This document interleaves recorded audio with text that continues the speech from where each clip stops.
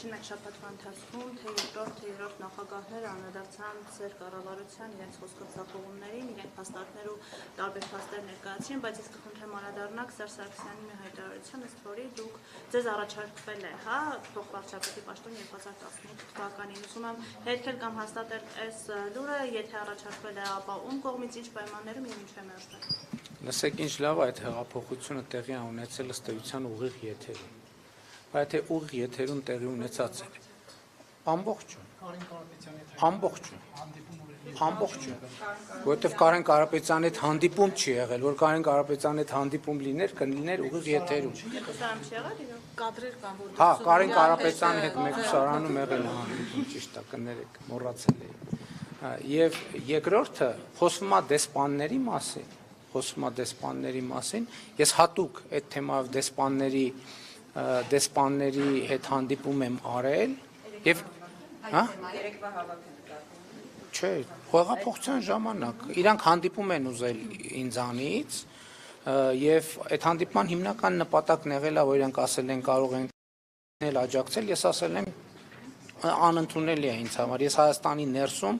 օտարերկրյա դեսպանների միջնորդության կարիք չունեմ, որպեսզի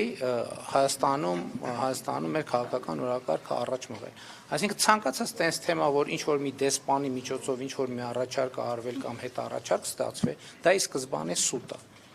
Իսկ Կարեն Կարապետյանի հետ հանդիպումը լավ հիշեցրիք ինձ, իսկապես մոռացել եմ։ Մի րոպե, բանտում հանդիպումը եղել է հետևյալ, ես ես ասեմ ինչ է եղել։ Հիմա շատ լավ առիթ է պատմեմ ինչ է եղել այդ հանդիպման ժամանակ։ Կարեն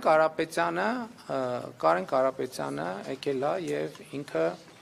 խոսել է Սերժ Սարգսյանի անունից։ Սերժ Սարգսյանի անունից խոսել է եւ ասել է, որ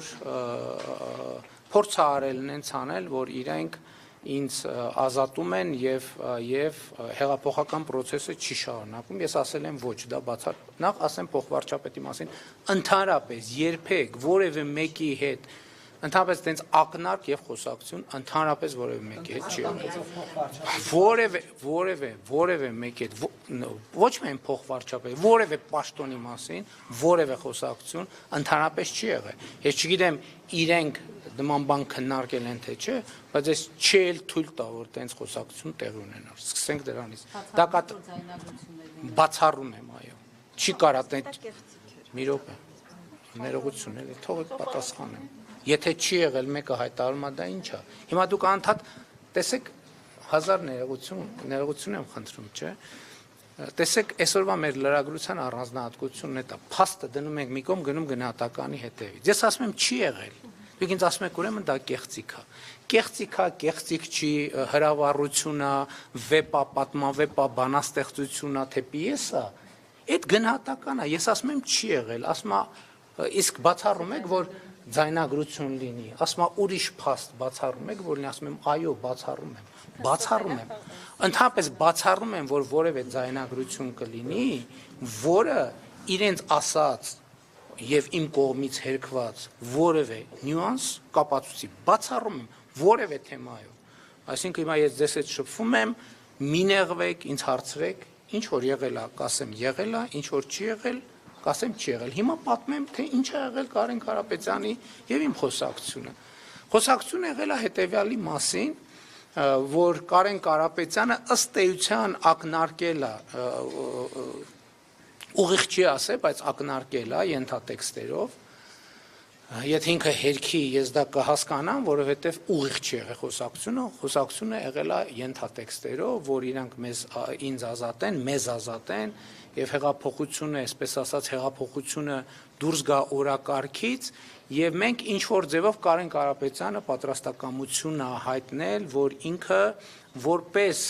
բոլորի կողմից ընդունելի տեխնացու ստանձնի իշխանություն։ Ես ասել եմ դա ընդունելի չի ինձ համար եւ Սերժ Սարգսյանը պետքա հեռանա, որից հետո Կարեն Կարապետյանը գնացել է եւ ասել է, եկել է վերադառնալով, ասելով, որ Սերժ Սարգսյանը պատրաստ է հրաժարական տալ, բայց առաջարկում է, որ դա տեղի ունենա ֆրանկաֆոնիայի գագաթաժողովից հետո։ Ինքը ֆրանկաֆոնիայի գագաթաժողովը ընդունի, որից հետո հրաժարական տա։ Ես ասել եմ դա անընդունելի է, ես չեմ ընդունի այդ տարբերակը, որից հետո գնացել է եւ ես չգիտեմ, բայց ես ընդհանրում եմ գրում էր խոսում էր ինչ որ մեկի հետ, չգիտեմ ում հետ էր խոսում, որից հետո վերադարձել է եւ ասել է, որ Սերժ Սարգսյանը պատրաստ է հրաժարակալ տալ հունիսին։ Ես ասել եմ, դա ընդունելի տարբերակ չի եւ Սերժ Սարգսյանը պետք է հրաժարական տա այսօր, վաղը, մաքսիմալ մյուս օրը։ Որից հետո ինքը գնացել է, եկել է, ասել է, ընդունելի է այդ պայմանը։ Էս է եղել մեր խոսակցությունը մեկուսահանում Կարեն Կարապետյանի հետ։ Պարոն Փաշինյան, դուք Բան բաց թողեցի ձեր հարցից։ Հա, ինչ վերաբերում դուք ասիք ձախողումների մասին։ Ուրեմն հարգելի գործընկերներ, ուզում եմ էտել ընդհանրապես այս քննարկումների արդյունքում բյուջեն քննարկում խոսելու է, ես էլ եմ անդրադառնալու, պատգամավորներն էլ են անդրադառնալու, աշխարհում մարդկության պատմության մեջ չի եղել որևէ կառավարություն, որը ձախողում չունենա։ Թեման բոլորովին ուրիշ բանի մասին է։ Բոլորովին ուրիշ բանի մասին է, եւ այդ գնահատականը կապված է նրանից,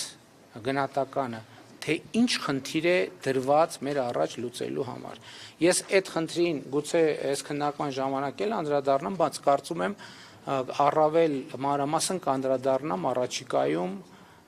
կայանալիք համաժողովի ընթացքում։ Համեցեք։